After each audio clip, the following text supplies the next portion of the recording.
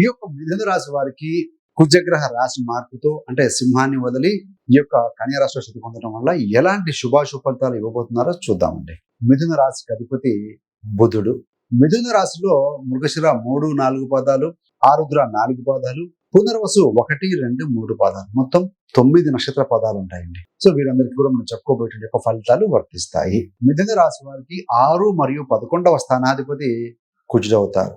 ఈ యొక్క కుజుడు మీకు 4వ స్థానంలో కన్యా రాశిలో బుధుడింట ఉన్నాడు. సో కుజగ్రహానికి ఏ దృష్టి ఉంటాయి? చతుర్థ దృష్టి, సప్తమ దృష్టి, అష్టమ దృష్టి. ఆయన 4వ దృష్టి చేత కన్యా రాశి నుండి 4వ దృష్టి చేత ధనుస్సును వీక్షిస్తాడు. సప్తమ దృష్టి చేత 10వ స్థానం అయినటువంటి ఈ యొక్క మీన రాశి. 10వ స్థానం అంటే కన్ఫ్యూజ్ ఏం లేదండి. మిథునం నుండి 10వ స్థానము మీనం అవుతుంది కాబట్టి మీన రాశిని.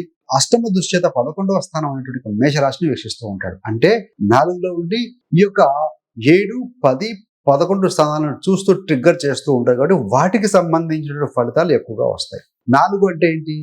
ఇల్లు, వాహనము, ప్రాపర్టీ, ఫ్యామిలీ హ్యాపీనెస్, ఇవన్నీ కూడా ఎంటర్ చేస్తాయి. 6వ స్థానం ఏంటంటే లోన్స్, శత్రు, రుణ, రోగ బాధ, మాట పట్టింపులు. 6వ అధిపతి ఎప్పుడైతే 4లో ఉంటారో ఇంట్లో ఏంటంటే చిన్న చిన్న మాట పట్టింపులు లాంటివి కొంచెం వచ్చిపోతూ ఉంటాయండి. అదేవిధంగా కొంతమంది ప్రాపర్టీ సంబంధమైన డిబేట్స్, ఇష్యూస్ రేజ్ అయ్యే అవకాశం కూడా ఉంటుంది. మదర్ హెల్త్ విషయంలో కొంత జాగ్రత్త తీసుకోవాలి. 6 అంటే రోగస్థానం కదా, 4 అంటే మదర్ హెల్త్ విషయంలో కొంత చెకప్ చేయించుకోవడం లాంటివి చేసుకోవాలి.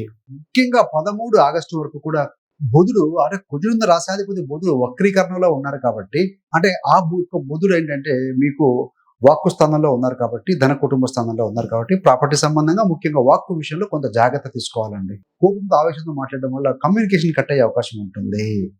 అదేవిధంగా ఇంటి నిర్మాణాల కోసం కావచ్చు, వాహనాల కోసం కావచ్చు, ఇలాంటి వాటి కోసం కొంత లోన్స్ అప్రోచ్ కావట్లేదు కానీ సో ఇలాంటివి చేసే అవకాశం కూడా కనబడుతూ ఉంది. మరి 7వ స్థానం మీద దృష్టి పెడుతూ ఉంటాం. 7వ స్థానం అంటే ఏంటి? లీగల్ బాండేజ్, వ్యాపారము, ఒకవేళ కనుక నేను వివాహం గురించి మాట్లాడితే జీవిత భాగస్వామి. 6వ అధిపతి 4లో ఉండి 7వ స్థానం చూస్తూ ఉన్నారు కాబట్టి వివాహ వ్యవస్థలో సర్దుబాట్ల మీద దృష్టి పెడతారు. వివాహ జీవితంలో కొన్ని ఏదైనా మాట పట్టింపులు, గొడవలు కొన్ని రైజ్ అయ్యే అవకాశం ఉంటుంది. అంటే వివాహ జీవితంలో కొంత ఒత్తిడి ఉంటుంది. కానీ అదృష్టవశాత్తు గురుగ్రహం యొక్క దృష్టి ఉంది. సో కొంతవరకు తగ్గే అవకాశం ఉంటుంది.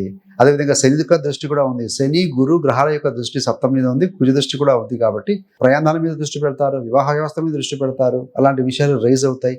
వ్యాపార భాగస్వామితో కూడా సో మీరు చర్చించుకోవడం. కుజుడు బుధుడింట ఉన్నాడు, ఏదైనా కూడా ఒక పద్ధతి ప్రకారం ఆలోచనతో చేసే అవకాశం దొరికింది. ఇప్పుడు భూతత్వ రాశిలో ఉన్నాడు, సమయం దొరుకుతుంది.